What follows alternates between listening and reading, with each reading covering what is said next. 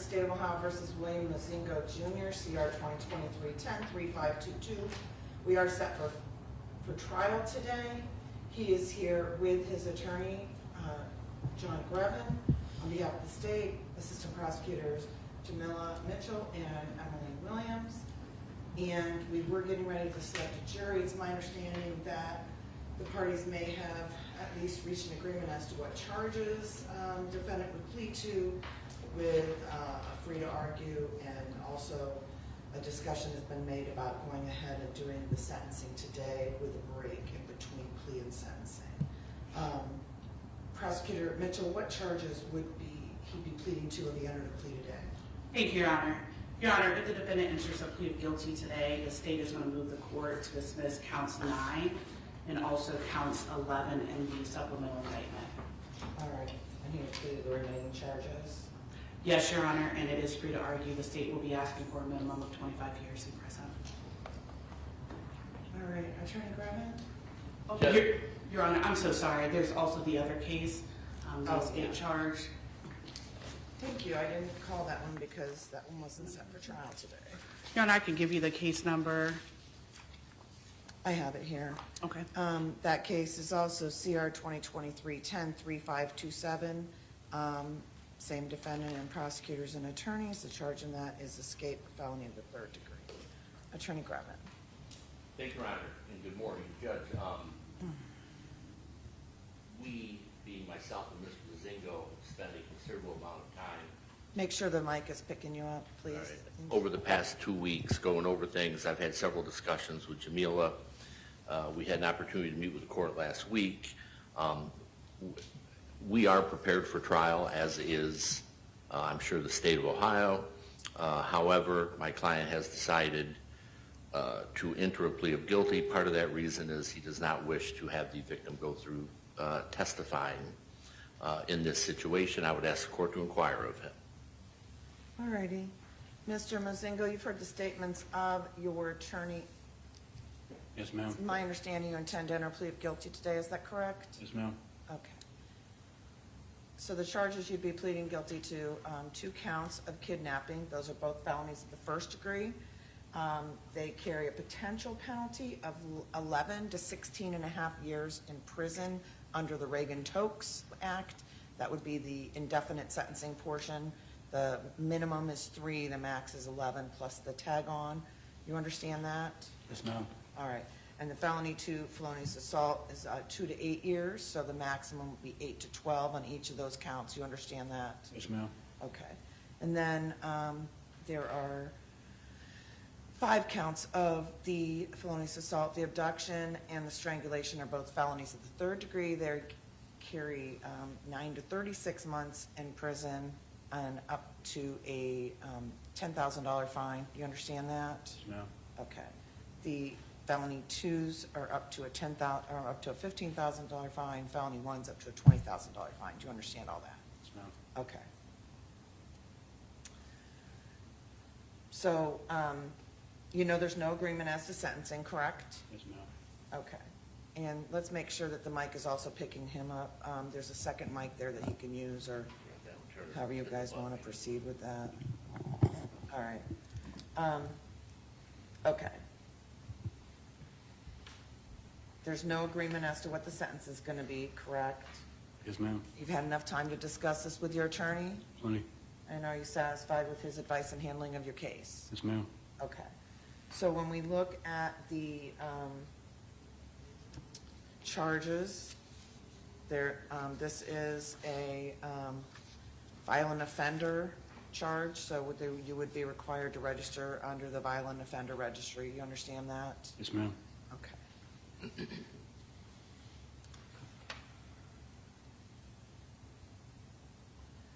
So there's multiple offenses that would fall under the Reagan-Tokes. So what the court does is the court picks the highest level offense with the most amount of time, and that's where the tail comes from. So whichever of the offenses that I choose the longest time, that is where we add on the tail to the chart, to the sentence. Understood? Yes, ma'am. Okay. So with the Reagan-Tokes Act, there's 2 different ways it could go. One, it's possible to earn good time credit of 5 to 15% against your sentence. If the ODRC decided to recommend that to me, then it would come to the court for agreement or non-agreement. If the court did not agree, I would notify the state and the victim, and we would have a hearing. And at that hearing, I would make a determination whether or not to grant that good time credit. So at that hearing, there's a presumption that you will be granted that early release unless the evidence overcomes that presumption. And these are the things that I would have to find in order to deny you the good time credit. We'd have to find that you violated rules that compromise the prison security or safety of staff or inmates, caused physical harm to staff or inmates, or violated the law while you were in prison, and that those infractions indicated that you had not been rehabilitated. That'd be one prong I could find. I could also find your behavior while incarcerated demonstrated you posed a continued threat to society, or if you were still classified security level 3 or higher, or if you did not productively participate in a majority of rehabilitative programs that were recommended by ODRC, or did not complete successfully a reasonable number of programs that which you started. And then finally, if upon release you would not be residing in a halfway house, reentry center, residential center, or did not have a fixed residential address to reside at. Any of those 5 things, I could say I did not agree with early release. The presumption for early release was rebutted, and then you would stay and complete the minimum sentence that you would be sentenced to. You understand that? Yes, ma'am. All right. On the other hand of it, the state could decide, ODRC, once you hit my minimum sentence, so if my minimum sentence was 20, for example, and your sentence was 20 to 25, just as an example, from that 20 to 25, that would be up to ODRC to decide whether or not to keep you longer. They look at similar things, their standard's a little bit higher.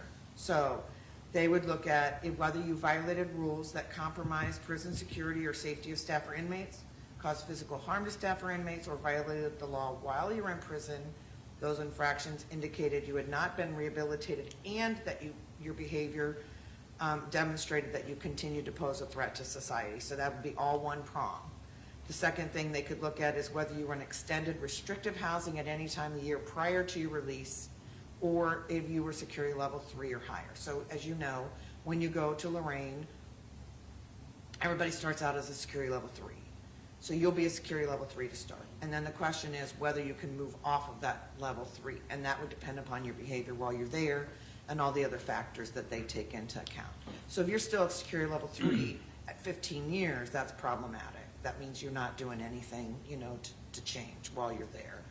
So if after the hearing they decided to keep you longer, they would set a new release date and they would go through that same process again. They could not keep you longer than the end date that I give you on that indefinite sentence. You understand all that? Yes, ma'am. All right, there's no agreement as to judicial release. I look at the same things for judicial release that ODRC would be looking at. When you're in the prison, are you staying out of trouble? Are you engaging in criminal activity? Are you engaging in gang activity? Are you fighting? Are you drinking? Are you using drugs?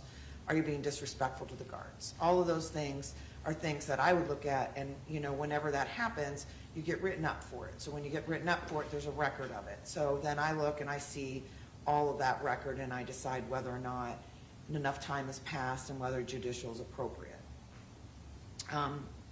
As far as the sentences, I could impose the sentences concurrent or consecutive with each other. So, realistically, if you look at the number of offenses here,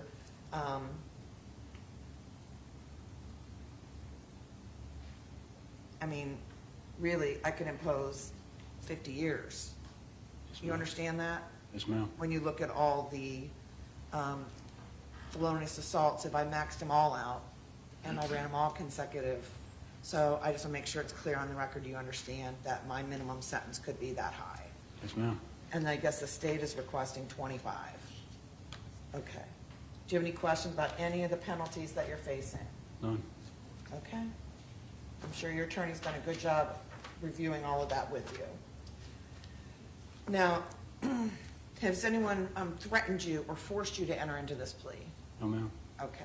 Has anyone promised you anything to enter into this plea other than what you've already heard on the record today? No, ma'am. And currently, are you under the influence of any alcohol or drugs? None. Is there any reason, any medications, or any mental or physical disability that could cause you to not fully understand what you're doing today? No, ma'am. Okay. And you understand you do have the right to a trial. We're set today for a trial. Yes, ma'am. Okay. So I'm going to review those rights that you have on the record, as I'm required to do. And then once you have indicated to me that you understand them, then I will ask you if you're going to waive your trial. So you have the right to have a jury of 12 persons unanimously agree upon your guilt and find you guilty. Do you understand that? Yes, ma'am. You have the right to require the state to prove that guilt beyond a reasonable doubt for each and every element of each of the charges against you. Do you understand that? Yes, ma'am. At your trial, your attorney would be able to question any witnesses, confront and cross-examine those witnesses who testify against you at trial. Do you understand that? Yes, ma'am. And further, your attorney would be able to call your own witnesses, and I could order them to be brought in if they did not appear on their own. Do you understand that? Yes, ma'am. So that would be the subpoena power that you have as a defendant. Finally, you would have the right to testify. No one could comment or use it against you in any way if you chose not to, and no one could force you to testify. Do you understand that? Yes, ma'am. Understanding these rights, are you waiving your right to a jury trial? Yes, ma'am. Okay. Additionally, because you are pleading guilty to the agreed charges, you're waiving your right to appeal the finding of guilty on those charges. Do you understand that? Yes, ma'am. Okay. Now, in terms of the sentence, there's no agreement as to the sentence. So at sentencing, I will review with you your appeal rights. And you would not be waiving your right to appeal. There's also no mandatory prison on any of these charges. So it would be up to the court, based on all the sentencing factors, what level of sentence I would give you. You understand that? Yes, ma'am. Okay. I don't want to gloss over the violent offender form. So basically what the violent offender database is, once you are released from prison, you would be required to register with the sheriff in the county in which you intend to reside within a period of time, and then you would need to enroll with them every year. And if your address or anything changed, you would be required to provide your name, residence, social security number, driver's license number, information regarding the offenses for which you were convicted or pled guilty, the name and address of any place where you were working, going to school, license plate number of any vehicle owned or operated by you or registered in your name, a description of any scars, tattoos, or other distinguishing marks on your person. You also need to provide the sheriff with fingerprints and palm prints, get photographs of you at the time of enrollment, and then, like I said, you have to re-enroll annually, and that is for a period of 10 years. If you change any addresses or any of the information, you need to update it. Understood? Yes, ma'am. I'm going to actually read this to you at sentencing, but I just like to make sure it's clear on the record you understand what the violent offender registry entails. I do. Okay. Finally, if upon completion of your prison sentence, if you serve your entire sentence, then upon release, you would be supervised on post-release control for a mandatory minimum of 2 years up to a maximum of 5 years as part of your sentence as determined by the parole board. You understand that? Yes, ma'am. If you violate the terms and conditions of supervision under post-release control, the parole board can return you to prison for up to 9 months for any one violation, up to 50% of your stated minimum sentence for all violations. You understand that? Yes, ma'am. And if you're convicted of a new felony while in post-release control, the sentencing court in that new case can not only sentence you on their case, they can sentence you to a consecutive prison sentence, in this case of 1 year, or the time remaining on your post-release control, whichever is greater. Do you understand that? Yes, ma'am. Do you have any questions about post-release control? None. Do you have any questions about any of the rights that you're waiving or any of the consequences that you are facing in this case? None. Okay. So at this time, I am going to take your plea. On count 1, knowing what your rights are, what the effect of your guilty plea could be, how do you plead to kidnapping, a felony of the first degree? Guilty. And count 2, kidnapping, a felony of the first degree, how do you plead? Guilty. Count 3, felonious assault, a felony of the second degree, how do you plead? Guilty. Count 4, felonious assault, a felony of the second degree, how do you plead? Guilty. Count 5, abduction, a felony of the 3rd degree, how do you plea? Guilty. Count 6, felonious assault, a felony of the 2nd degree, how do you plea? Guilty. Count 7, felonious assault, a felony of the 2nd degree, how do you plea? Guilty. Count 8, felonious assault, a felony of the 2nd degree, how do you plea? Guilty. And count 10, strangulation, a felony of the 3rd degree, how do you plea? Guilty. Okay, I will find you have been informed of your constitutional rights. You understand the nature of the charges, the effect of your guilty plea, and all of the potential penalties and consequences that could be imposed. I'm also going to find that you've made a knowing, voluntary, intelligent waiver of your rights, so I'm going to accept your guilty plea and make a finding of guilty on all of these charges. I will dismiss counts 9 and 11 per the agreement of the parties, and I believe the state has requested some time to prepare for sentencing. Yes, Your Honor. Oh, thank you. And then, not so that I don't forget, because I did,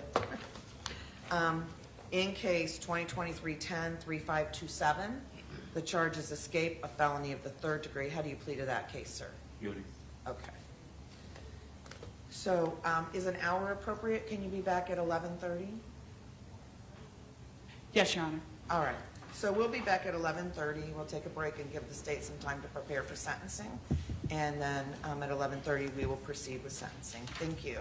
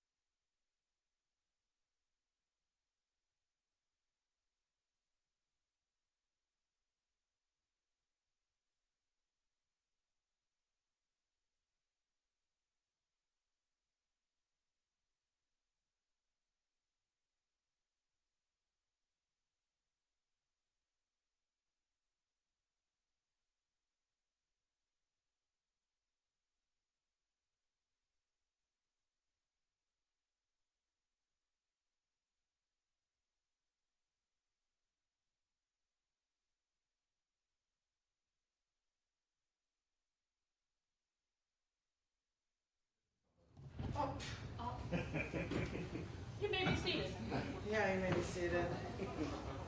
That's unfortunate. A little hard to get moving, right?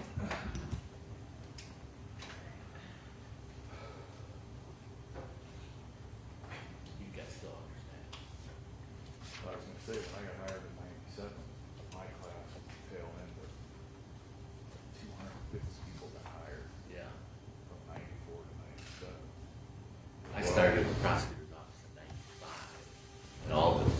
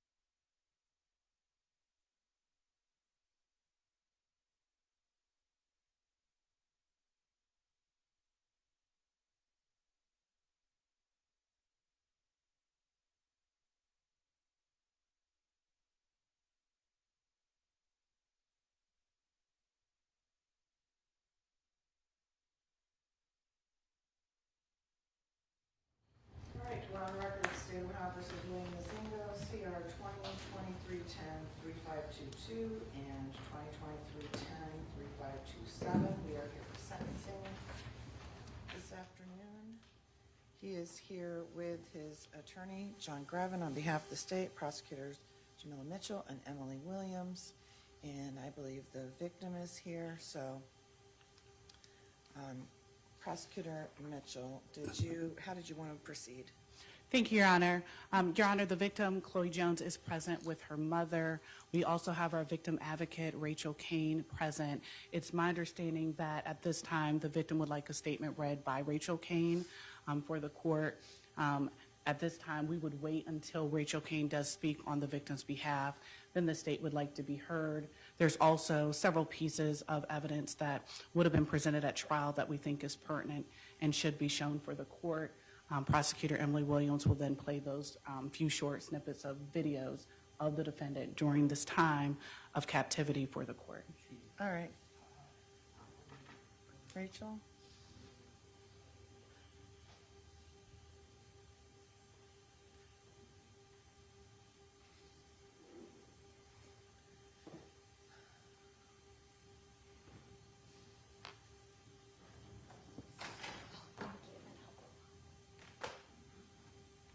Good afternoon, Your Honor. This is on behalf of Chloe Jones, the victim in this case. My name is Chloe Jones.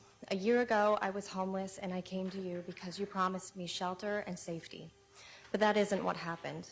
You held me captive for 4 days, beat me within an inch of my life, strangled me, poured gasoline on me, and told me that you would burn me alive. Continually threatened to kill me. You made sure that I knew my life was fully in your hands and that you had complete control over me. You strangled me over and over again and told me, don't pass out. If you pass out, I'll cut your throat.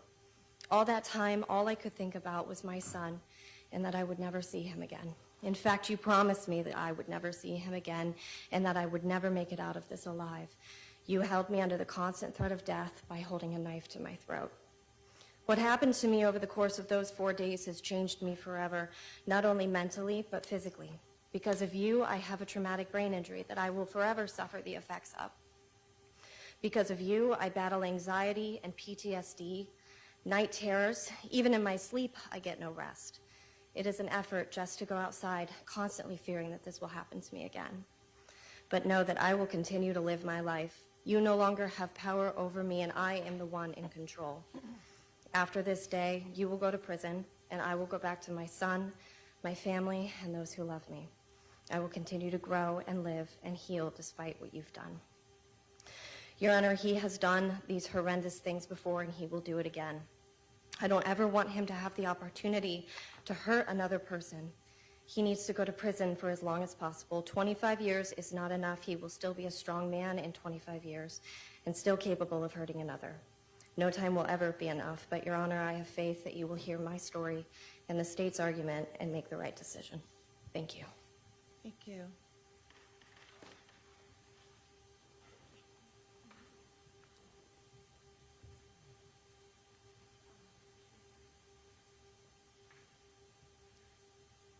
Your Honor, at this time, I believe Chloe's mom is going to take the statement. Okay.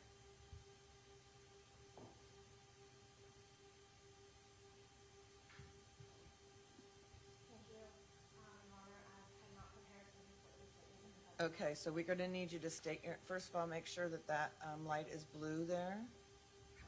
No worries. Hi, my There you name's go. Jessie Barham. I'm Chloe Jones's mom. All right, could you spell your last name? Barham. All right, and then I know when doing something like this, anxiety and all that can get in there, so just try to keep it a little slower and tell Yes, me what ma'am. it is you want to share. Thank you. Yes, ma'am. Thank you so much again. I did not prepare a statement because of the fact that I did not expect things to go this way today. The fact of the matter is that this man should not have even been out. He should not have even been free, because this is not the first time that you have abducted a woman, held her captive, and tortured her for days on end. This is not the second time that you've abducted a woman, held her captive, and tortured her. This is not the third time that you have abducted a woman, held her captive, and tortured her. This is actually the fourth time that you will be convicted of abducting a woman, holding her captive, and torturing her. You should never have been out on the streets in the first place in order to harm my daughter. And I pray to God, under these circumstances, that, Your Honor, you hear my daughter's story and know his story. Because it's not it's not if he will offend again, it's when he will offend again. And when in 25 years, he will be still a strong man, and probably stronger because they lift weights on those in those freaking jailhouses. And he will be a danger to society. He waited 2 months after his second conviction and serving 18 months in prison. He waited 2 months before he offended again. 2 months before he kidnapped another woman and tortured her. My daughter should never have been your victim. You poured gasoline on my child and threatened to burn her alive. You beat her over the head with a baseball bat. You beat her from head to toe for days. You punched her in her face so many times over the course of 4 days that she has paralysis on her left side of her face. She couldn't even open her eyes. She had blood dripping out of her ears. She had a brain bleed and was in ICU for 3 days. You did this to my daughter. You did this to my child. And you're not a man. That's not what a man does. A man protects women. You are evil. You're a villain.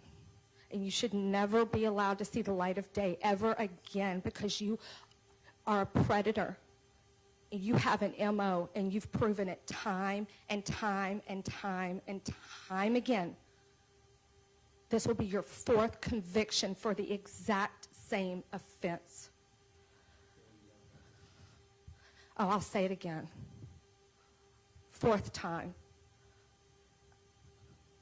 Fourth time. Your Honor, my daughter is never going to be the same. She can't retain any new information because of she has a traumatic brain injury. She cannot even retain new information. She as far as working, she's not able to get a job, not only because of the physical, but because of the psychological damage that has been done to my child. She's going to suffer probably way longer than him, which is not fair. This wasn't a domestic violence sort of thing. This was not a back and forth. This was my daughter 100% of the time absolutely victimized and submissive to him, terrified for her life, as he promised that she was never going to get out of there. He promised her that she was going to die at his hands. He should be getting attempted murder charges with as many times as he strangled her and dared her to pass out because he was going to cut her throat if she did. He broke her arm and her finger just because she was trying to defend herself from a baseball bat to her head. Facial fractures. Yeah, he did. We got the medical records. Your Honor, all I ask is that you do what all the other courts and all the other judges before you did not do. Protect every single woman that he could get his hands on eventually. Your Honor, you have the power and you are within the law to put him away until he is no longer a danger to anyone, until he is feeble, until he is wetting his diapers.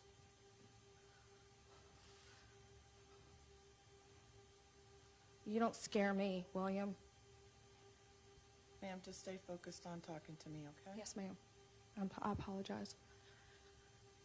The other judges before you barely gave him a slap on the wrist, and even 25 years at this point, in my opinion, would be a slap on the wrist, considering the fact that he has proven that he loves to do this. He has over 400 videotapes of my daughter being abused by him. He videotaped it because he's that sick. I don't know if he was going to sell her or sell the videos for some smut stuff online. I don't know, but I do know that anyone who takes 400 plus videos of my child getting assaulted violently, and threatened, her life threatened hundreds of times, strangled a dozen times at least. Anyone who has that in them to want to videotape that, there's something deeply, deeply wrong with that person. And that's the kind of person that has proven he cannot be allowed out in polite society, because that's just guaranteeing that someone else is going to have to go through what my daughter and countless, there's no telling how many girls he's done this to. My daughter just was strong enough to come today and be willing to testify, and that's the only reason why he pled guilty today, because he didn't want her to get on the stand and testify against him, because he knew that that would be damning. And I mean that. I'm not cursing. Thank you. That's all I have to say. All right, thank you. Thank you.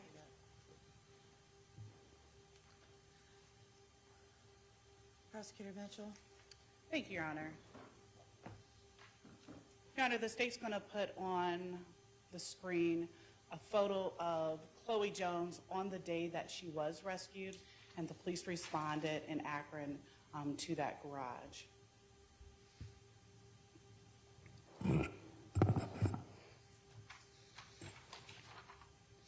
Your Honor, on October 12th of 2023, Chloe Rain Jones thought she was meeting up with the defendant for something brief, maybe a night.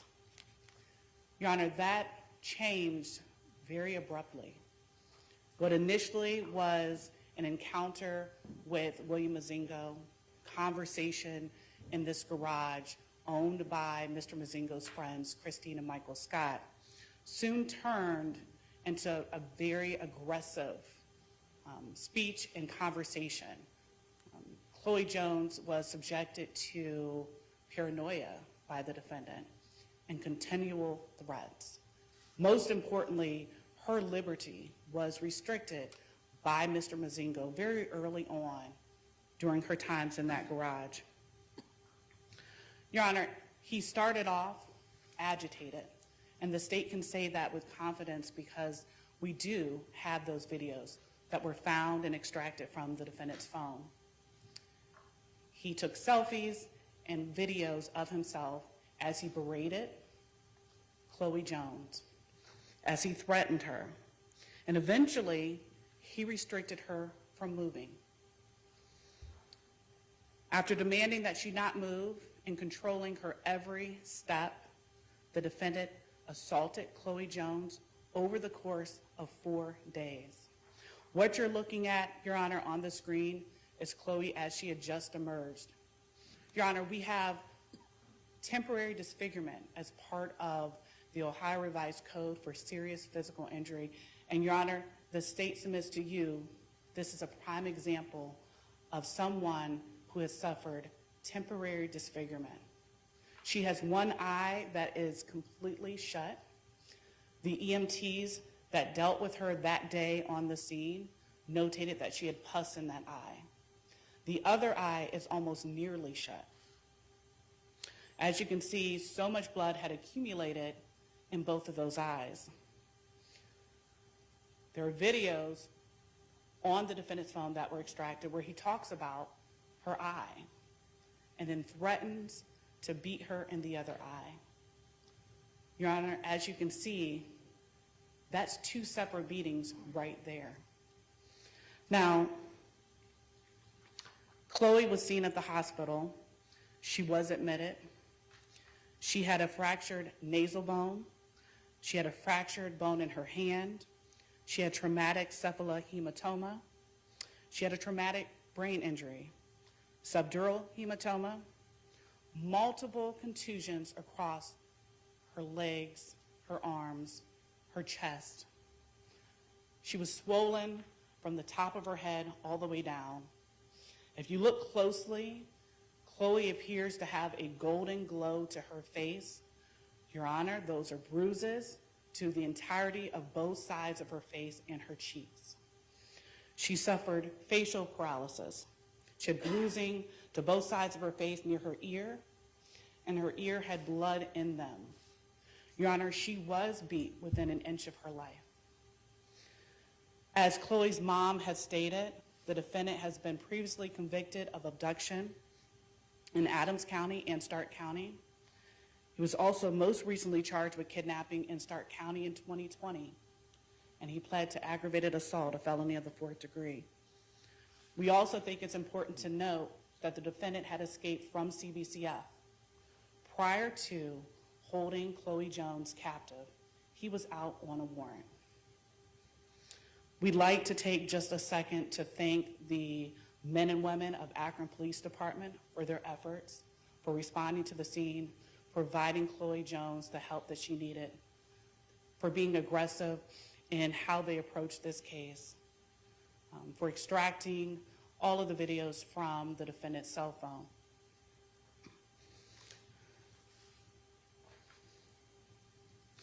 Your Honor, I think it goes without saying that this particular defendant is a danger to our community. The state argues he's a menace. He's a danger to not only our community, but every community in Ohio. Wherever he goes, he will wreak havoc. His criminal history tells us that. The state is asking for a minimum of 25 years in prison. He needs to register and continue to register as a violent offender due to his convictions for kidnapping and abduction. And Your Honor, at this time, Emily Williams with our office is going to just give you a summary of some of those videos that we were discussing.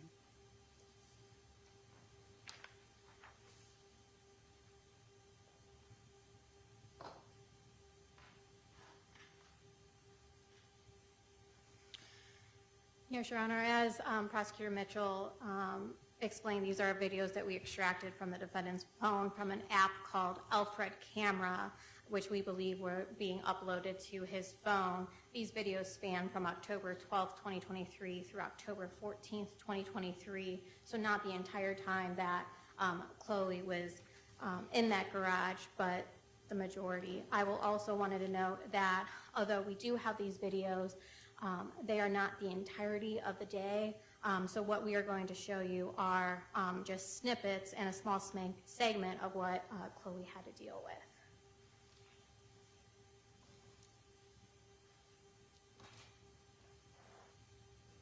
You don't have to stop. You're not allowed smoking, bro. You're not allowed smoking, bro.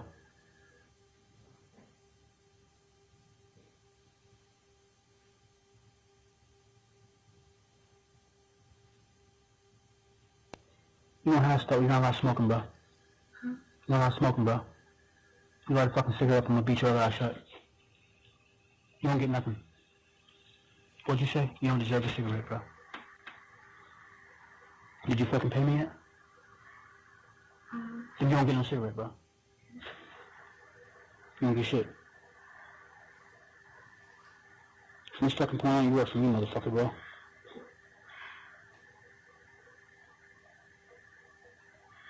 How much do I have to pay for a cigarette every time? Like how much, like, pack or...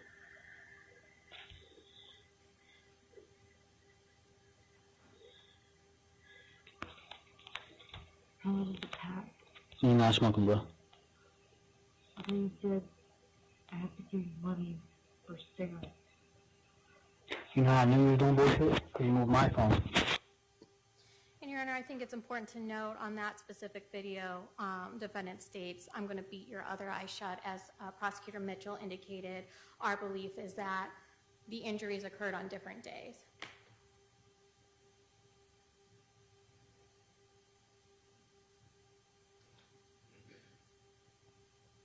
Where's my goddamn knife? Hey, listen, I'm gonna cut your fucking head off and go get my goddamn knife. I wanna know where it's at now. Listen, if that board falls, I'm breaking your neck. You better stop moving. I want to know where my fucking knife is. I don't know. Listen to me. Listen to me before you open your stupid fucking mouth again. I don't want to check. I don't want a fucking maybe. I want to know directly where my knife's at. The exact spot. Quit saying look. Tell me where it's at right now.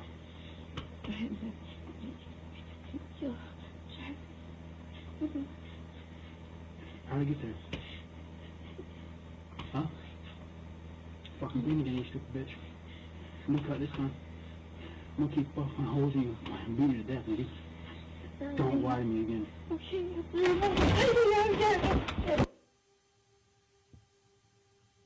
Here, I will warn you, the next video is rather loud, and you can hear some cries from Chloe at this point.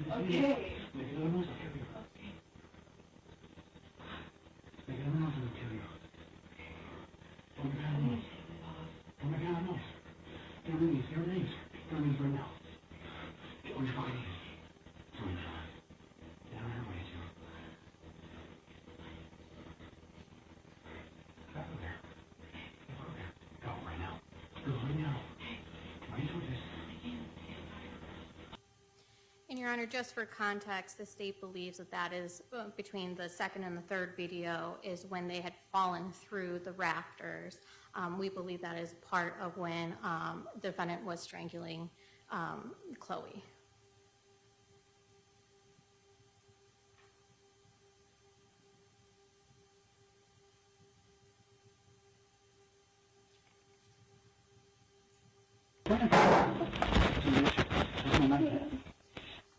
Okay.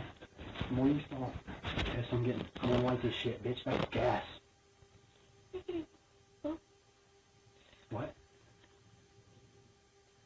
I'm gonna burn you alive, you whore. If you don't give me my fucking knife, I'm not gonna shoot for it again. You too? You want this?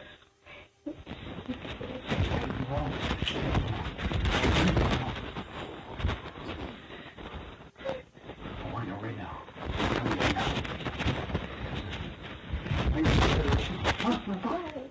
You tell me about getting my knife. Tell me where's that right now.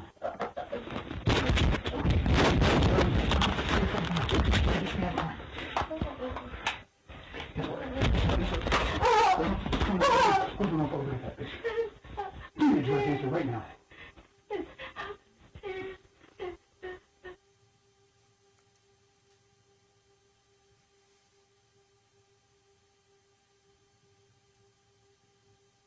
What? I said don't let me ask you nothing more than twice. Now what the fuck did you say? Tell me the knife in the pillowcase. I said which one? You lied. Huh? Now you mistreat me. So now it's my time to mistreat you, right? Scoot down. Come on. Scoot down. I'm gonna light you on fire. You can try to be honest. I had to ask you 10 times. You like it.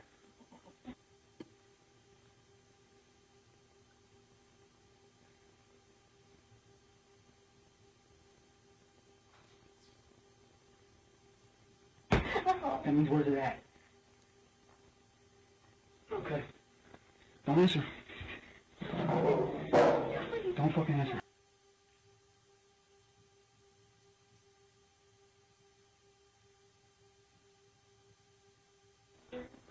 What are you gonna show me, motherfucker?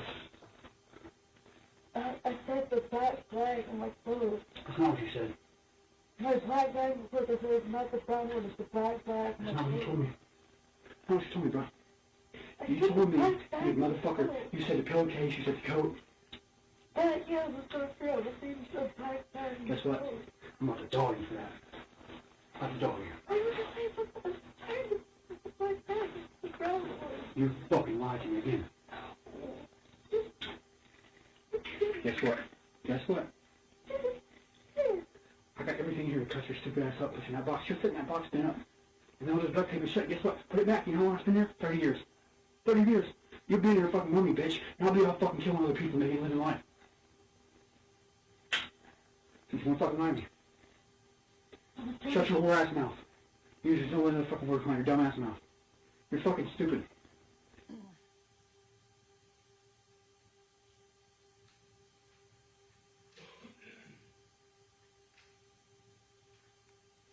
Get your fucking head on there now. Get your head on there now or I'm gonna shove it down there. Get your fucking head on the goddamn floor. Right now. Right here. Right now. Right now. I'm gonna start cracking you. Listen, I'm gonna kill you with this. Put your fucking head in the floor right now. Not on my goddamn pillow. Right now. I said don't ever make me tell you more than once on anybody. Push your...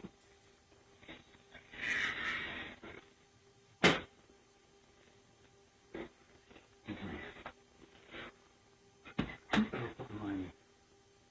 You understand me?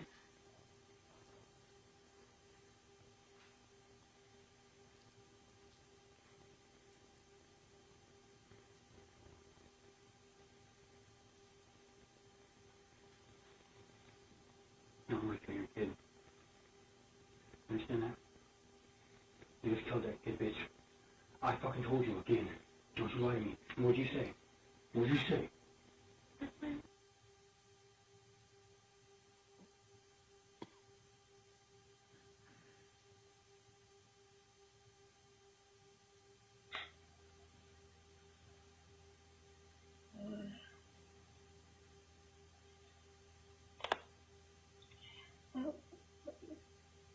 What time is it?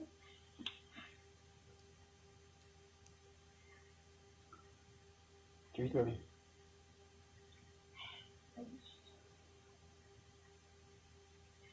You really don't want Marvin's money? What? You really don't want Marvin's money? Who's Marvin? Like that? You gotta think of somebody's money to get. This is probably the worst ass speech you ever got in life. Dude, listen, I can fucking tear you apart, nigga, and stomach it, nigga, and it don't matter to me, you hear me? I'll cut shit off you. I'll cut fingers off you and shit, bitch. I'll fucking stab holes in you. Until you bleed out, bro. I'll come up with the bread. You think I'm fucking playing with you?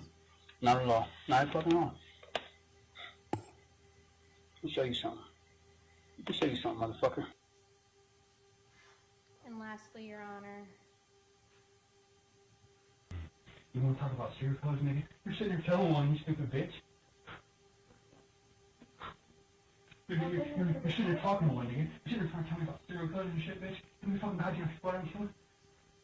You fucking retarded ass whore, bitch. How many fucking people doing this goddamn place? How many fucking times I've been in prison for this? Nigga, this is my dosing, nigga. This is what I do, nigga. You hear me? That's what I told you. Some people you don't fucking play games with, for. You won't play games with, nigga. Don't you tell me my knives all over different places and shit, and you running around looking and not finding it, gotta come back and beg again? Okay. Okay. Okay. I'm done begging, motherfucker. You're embarrassing me. I told you never embarrass me, bro. Oh, you don't embarrass me, fucking piece of shit, didn't I? Okay. That was fucking done after that. You move a fucking thread. Fucking thread, bitch. And it's your ass, nigga. I'm telling you. That is no joke. And don't think I can't catch you. I'm very fucking fast. and again, Your Honor, these are just a small segment of what Chloe had to deal with during that time of October 12th through the 16th. I do believe that it is important to hear not only how the defendant is treating Chloe, but how proud he is telling her that she's going to be a mummy and that he's just going to get 30 years. So I did want to emphasize that, Your Honor, on top of telling her, you know, to Google his name and that he's done this before.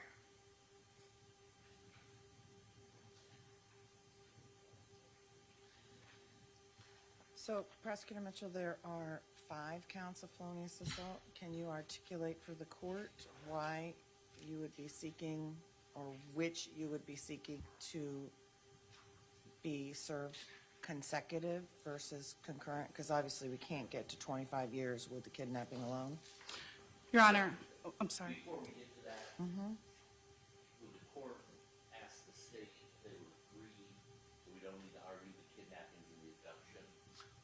Yes, as far as merger purposes. I Yes, think Your Honor, we spoke do believe earlier they about merge. that. Yes, So the 2 kidnapping charges and the abduction merge yes, for purposes of sentencing. yes, Your Honor. All right, but the felonious assault with 5 counts, if you could articulate what conduct is related to each one, so as the court would even be able to consider consecutive versus concurrent. Absolutely, Your Honor. Your Honor, in count 3 is felonious assault based on serious physical harm. The state would argue that that is due to the broken nasal bone of Chloe Jones. Count 4 is felonious assault. That is also based on a deadly weapon being used. Chloe did articulate to Detective Hanlon of APD that she was hit with a bat. On count 5, Your Honor, count 6, felonious assault, that's based on serious physical harm. We would argue that that is going to be based on her traumatic brain injury, the TBI. Your Honor, in count 7, the felonious assault, we believe that is serious physical harm to both of her eyes. Arguably, she has 2 different incidents based on the videos, some of which you could hear a little bit that we played, that she was punched in her eyes separately. In one of those videos, I believe the defendant said, do you want me to shut your other eye? Your Honor, we believe that there is serious physical harm based on the part of the statute for the Ohio Revised Code for temporary disfigurement. That's why we showed the photo of Chloe when she was rescued. I think anytime you have that much disfigurement in your face and eye bone, not to mention all the collection of blood to the point where it's pus-filled and you cannot even see out of it, and you have such a long recovery, that in and of itself is serious physical injury. Your Honor, she also had then a fractured bone in her hand, and as we had stated earlier, Chloe was assaulted multiple times per day. She was also assaulted every day she was in captivity. Not to mention the bat that the defendant used on her was used all over her body. There are contusions that were noted by the same nurses, also by medical staff, and also photographed of bruising up and down both of her legs from the use of that bat. So she was not only hit on her legs, but she was also hit on her head as well. And this behavior continued over the course of 4 days. By listening to the videos, it sounded as though activity might have occurred and then stopped and occurred and then stopped. Is it the state's position that these are distinct also because of the non-continuous nature of the actions? Absolutely. And Your Honor, just to be clear, and I'm glad the court brought this up, we played those videos back to back. They all have different timestamps over the course of about an 8-hour time frame. However, as Emily Williams stated, that is just a snippet of what Chloe Jones went through. Okay, that's 8 hours out of 4 days. So the state does argue to the court that these injuries occurred over the course of 4 days. So there was a beating, and then there was multiple threats, and then there was another beating, and then there were multiple threats, then there was another beating. She was strangled multiple times at different times over the course of those 4 days. So these are different types of conduct over the course of 4 days, so different times as well. All right. Can we see those timestamps? My client has a different version. Are they on the actual videos? Your Honor, all the timestamps are on the phone extraction that was given to counsel. And again, we only played, I think, 10 videos for you today. There are over, I believe, 400 videos on the phone extractions. They are all timestamped on the phone extraction. All right, but it's not just the videos, but also her own statements to you that this happened throughout the time? Absolutely, Your Honor. The defendant was indicted with each one of these counts, including the counts on the supplemental indictment, before Akron Police Department had a chance to actually go through that phone extraction. So these videos are things that were viewed over the course of months after this was already indicted. Those were indicted based on what Chloe Jones was able to recollect to Detective Hanlon shortly after the incident. All right. Anything further from the state? No, Your Honor. All right, Attorney Grevin, your turn. Go ahead. You can use the podium if you want, yes.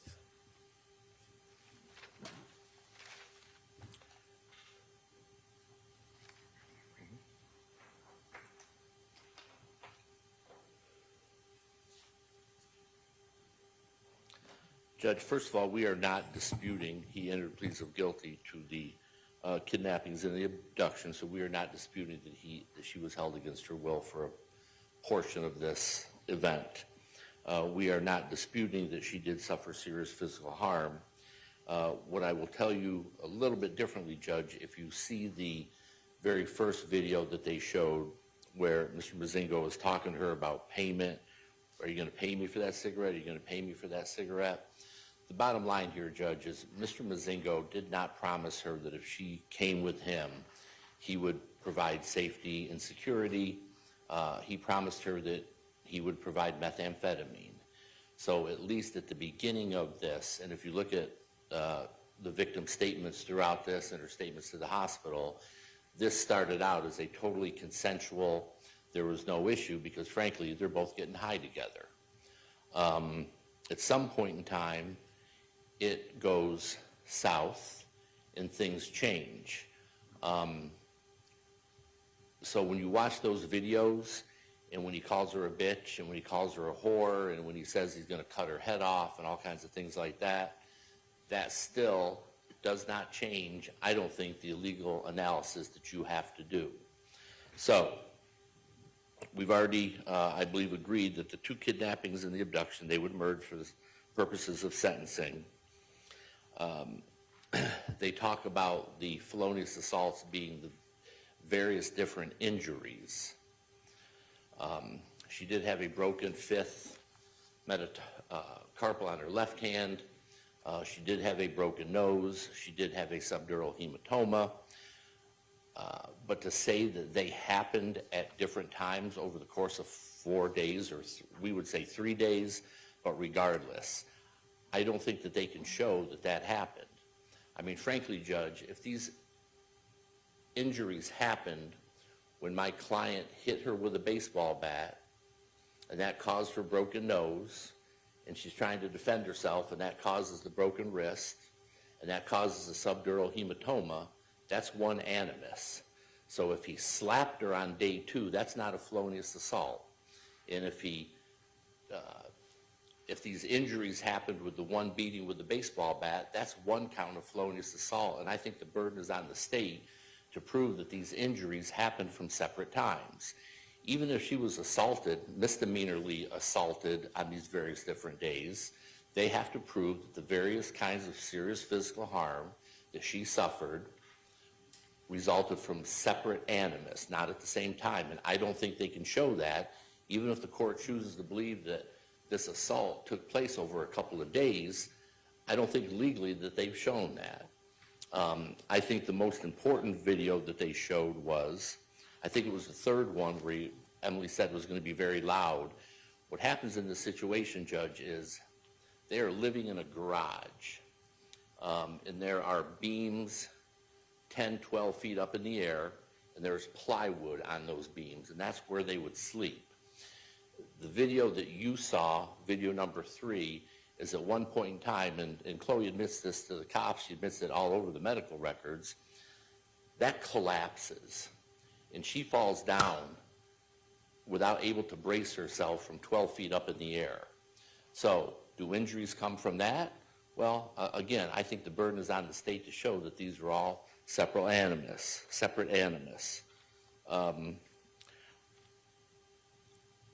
I don't know if black eyes are a separate serious physical harm.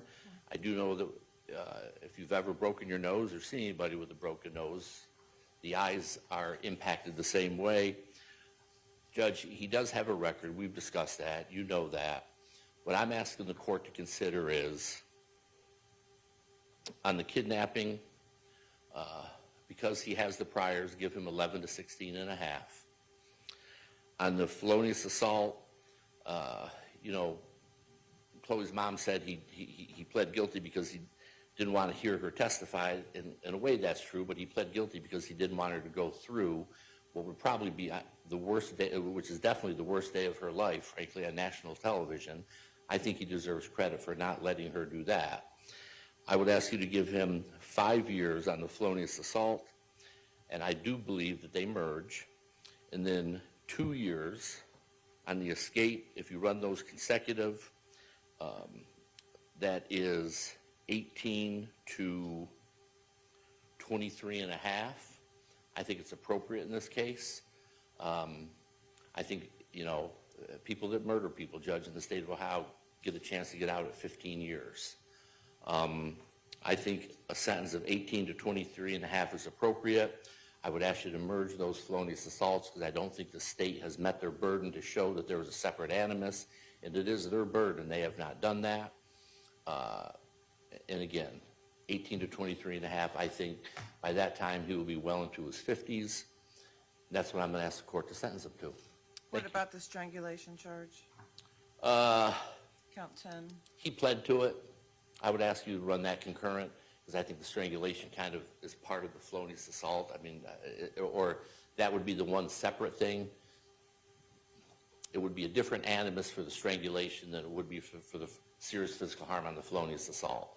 So frankly, if the court chose to run that consecutive, I think legally you'd be okay to do that.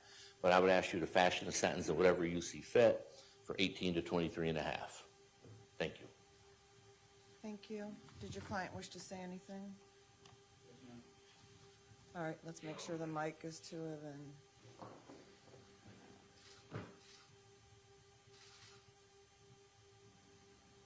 Go ahead.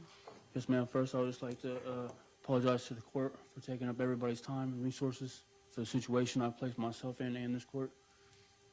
Second, I would just like to say that this incident stems whenever we was both fueled up on methamphetamine, and I was already placed myself in a very bad situation. You know, as they said, I was already on the run for an escape, and so I've had a lot of time to think about it and reflect. And just at this time, I'd just like to apologize to the victim and their family. All right, thank you. Did the state want to respond to defense arguments that the felonious assault should merge for sentencing? Thank you, Your Honor. Concurrent, I guess, is. Yes, if I could. Your Honor, I think we've already stated all the reasons why the court can find that the felonious assaults do not merge. I think counsel talked about our burden, but ultimately it's up to the court based on everything you've heard at sentencing, as the defendant has already entered a plea of guilty to each one of those felonious assaults. So, Your Honor, if you find that the state has convinced you that these beatings resulted in different injuries that were serious over the course of those 4 days, then that is the separate animus needed. And I believe that finding will stand up on appeal. Your Honor, the state also forgot to ask for the violent offender registry based on a conviction for the kidnapping, and also asked that the escape run consecutive as by law. Thank you.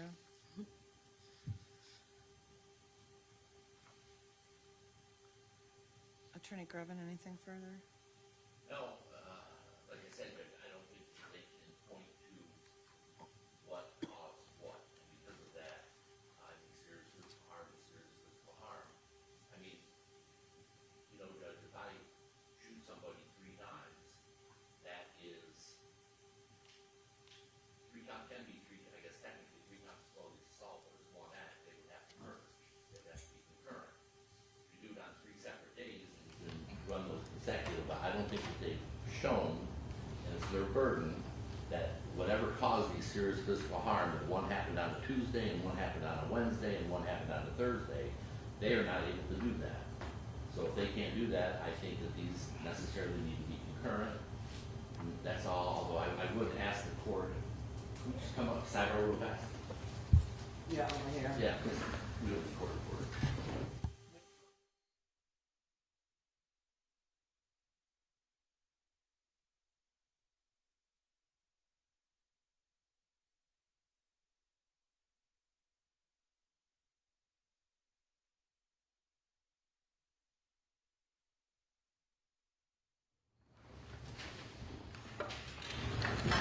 All right, anything further? No, Your Honor. No, Judge. Okay, well, this is a difficult case, there's no doubt. We're all glad it didn't go to trial, honestly. Certainly, the conduct here is extreme, and I believe it should be met with extreme punishment. I don't think there's any doubt about that. I'm never going to understand how one human can cause serious harm to another. I'm never going to be able to understand that. The pain and harm that you've caused for this victim is going to never be gone from her. She's got serious and long-lasting consequences from what happened here. And we may never know what was going on in your head or what caused you to do these things, but what I am going to do is follow the recommendations of the attorneys and impose a sentence, whereas you will not be out and able to make these types of decisions again for quite a while. I'm going to start by reviewing the violent offender form, which I'm going to give you to sign after I've reviewed it. So, you have been convicted of or pleaded guilty to a qualifying violent offender offense as defined in Ohio Revised Code 2903.41. If you're not sentenced, or you are sentenced, hold on. Since you're sentenced to a prison term, you must enroll in the database personally with the sheriff of the county in which you reside 10 days after your release from prison. If you are an out-of-state offender, you must enroll in the database personally with the sheriff of the county in which you reside or occupy a dwelling within 10 days of residing in or occupying a dwelling in Ohio for more than 3 consecutive days, or 2, residing in or occupying a dwelling in Ohio for an aggregate period in a calendar year of 14 or more days.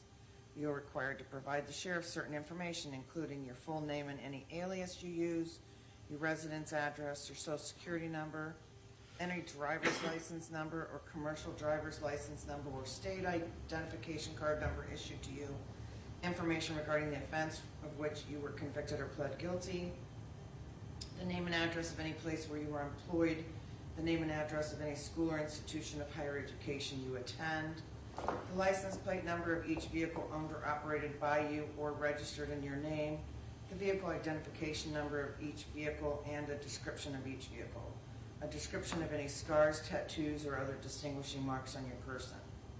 You are required to provide the sheriff fingerprints and palm prints. The sheriff will also obtain a photograph of you at the time of enrollment. After the date of initial enrollment, you are required to re-enroll annually.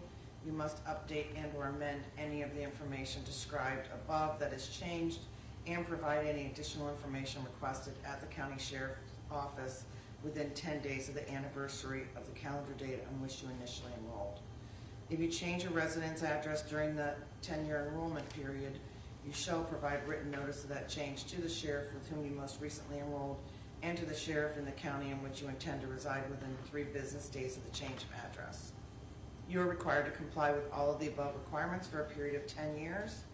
Since your expected release residence address is in Summit County, you shall enroll in person no later than 10 days after release with that county sheriff's office at 205 East Crozier. Failure to enroll or failure to verify residence at the specified times will result in criminal prosecution. I'm going to have you sign this acknowledging that this has been explained to you, that you understand the requirements, and that you must abide by all of these provisions of the Ohio Revised Code.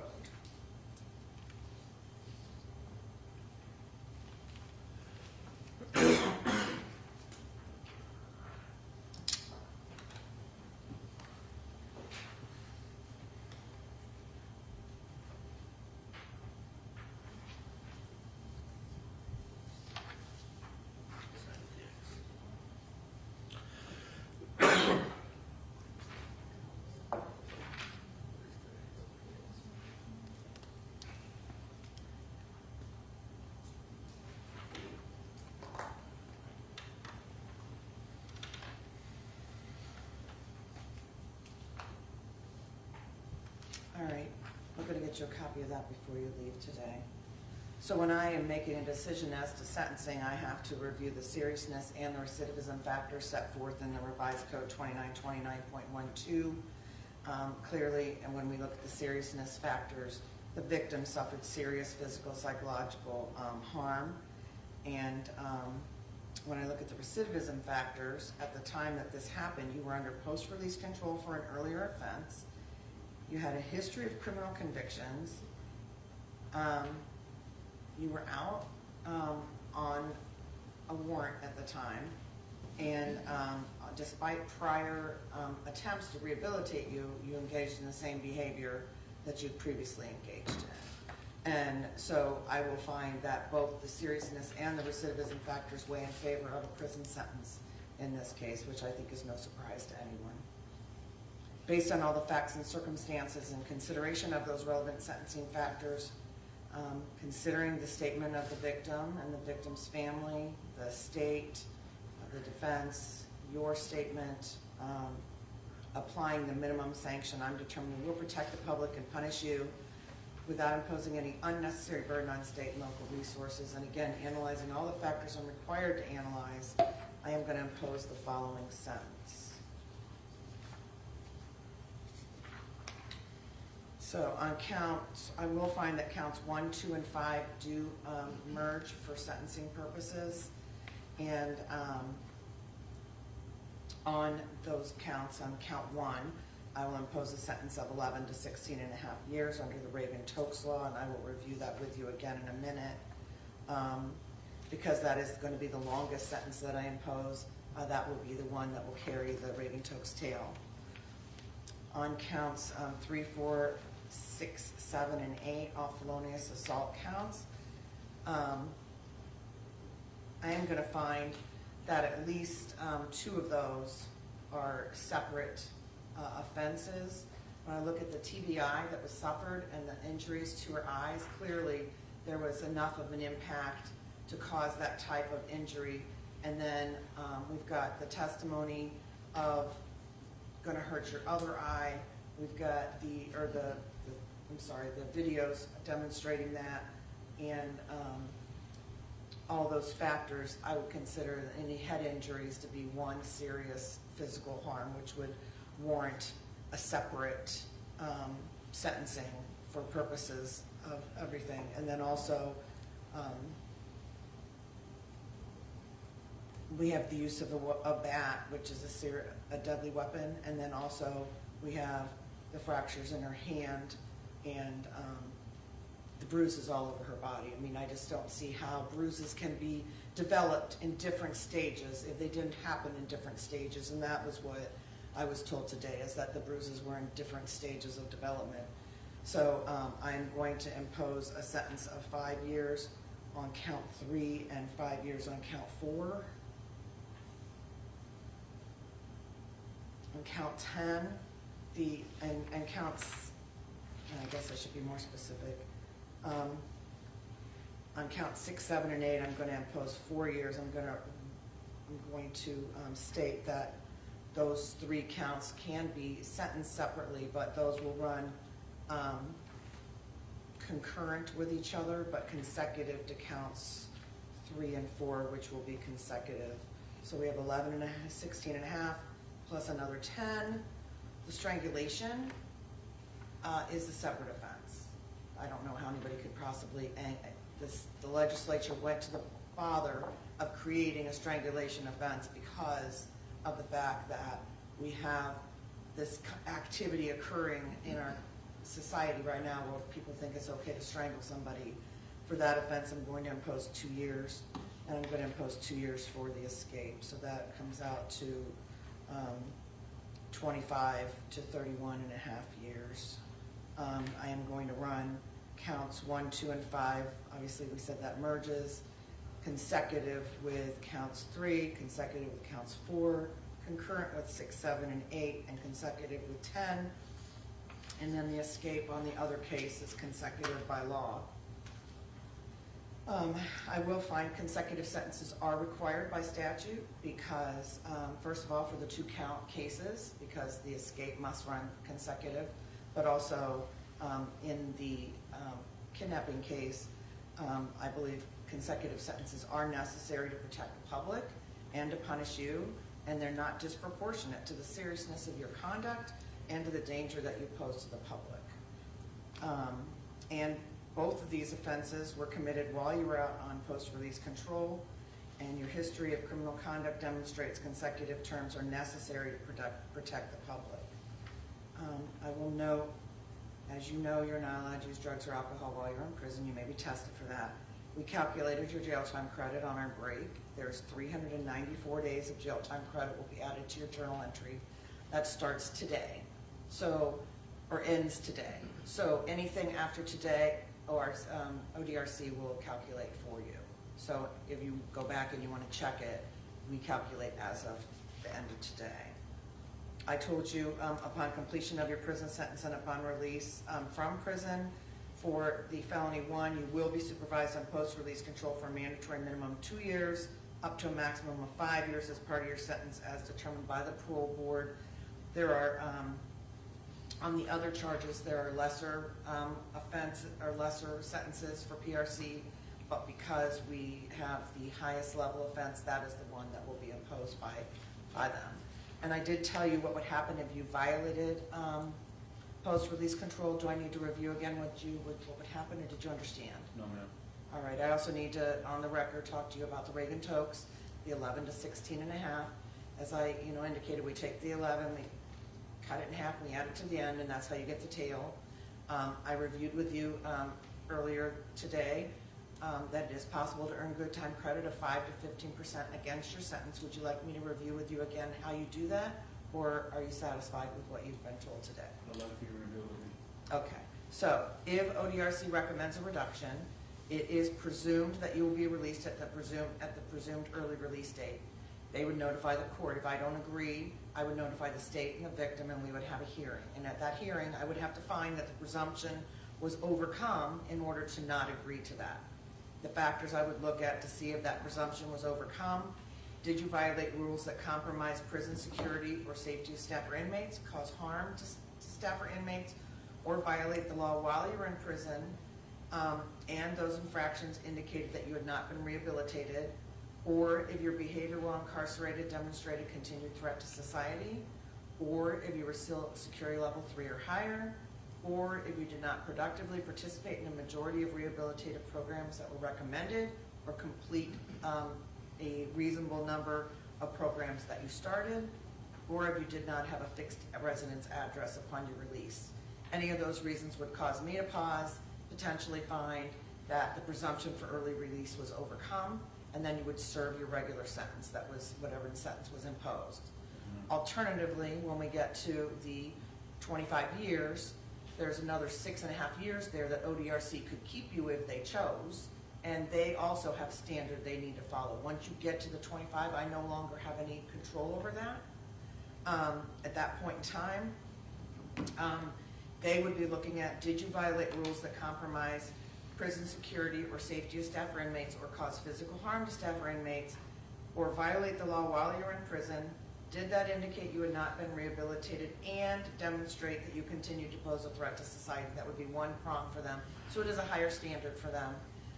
If you were in extended restricted housing anytime the year prior to your release, so that's, you got to kind of be in trouble to be in extended restrictive housing. If anytime that year prior, they could say they're not going to release you. And then again, if you were still security level 3 or higher, those are reasons that they could say they weren't going to release you. They would set a new date for you to be reviewed, and then at that time they would go through that whole thing again. They could not hold you longer than the 30 and 1/2 years. Okay? All right, and then finally,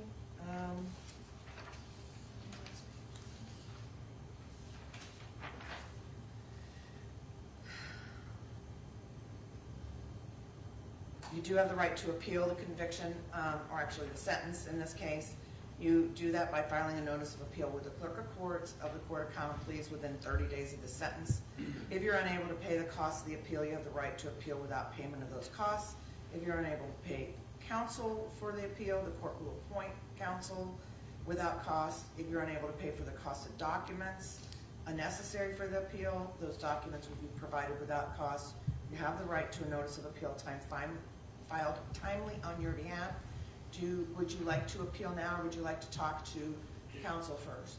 Judge, during the break, we had discussions down in the holding cell and everything. We talked about the merger issue, the floating assault and everything, and he has indicated that the court decided the way it has. He would like to have an appeal. I can tell you he's indigent, and I would ask the court to appoint someone to appeal this and get the ball rolling.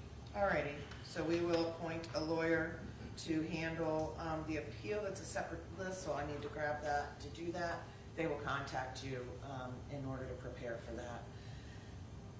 For whatever happens, I would just say that, you know, I don't understand how this type of thing happens in our world today, but it does, and you're going to be in ODRC for quite a while, and there's a lot of programming available to you there. I don't know that you've spent a lot of time up until now. I don't know how much programming you actually were given up until now, but I would urge you to use this time to improve yourself and strive to understand the things that are within you that are driving you to make these types of horrible decisions, because when you get out, you certainly, that's the last thing you want to do is go hurt someone else and end up back in prison for the rest of your life. So please use this time wisely, and Chloe, make sure that you take advantage of all the opportunities available to you to deal with, like you said in your letter, for you to deal with your stuff, okay? Because this could either be a life sentence for you too, or it can be something you learn and grow from and use to help others. And that's really on you, how you proceed with that. So I wish you the best and good luck with that. My staff reminded me fines and costs. I am going to waive the fines and the court costs associated with this case. You are indigent, you're going to be incarcerated, so there's no reason to try to collect those from you. I wanted to ask you, is there any way that I can get an emergency ride out to prison?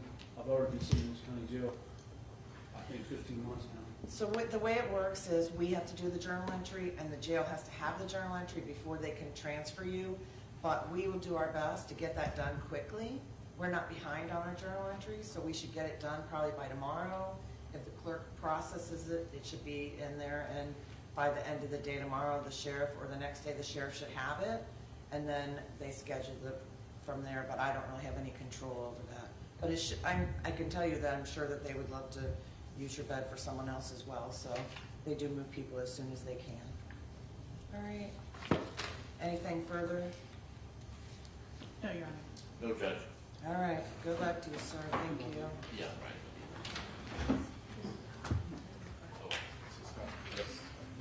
Anything else? Yeah.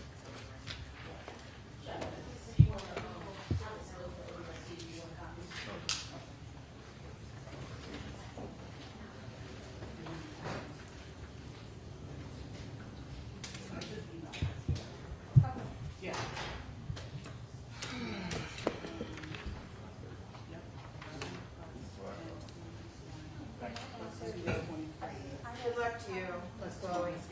I meant that. Yes. Take care That's of what I you. thought too. Thank you, sir. It was. I was typing this in. So, thank you, sir. Appreciate it. Absolutely. Oh, you can take this bad boy. They do like to recycle. Oh, my goodness. Not that one. Not that one. Well, they did get on them about cars. Oh, yeah. Well, hopefully Watch. with the new program that we're getting with Exxon, that will maybe cut down that, or is it still too big? My guess is it's probably still too big.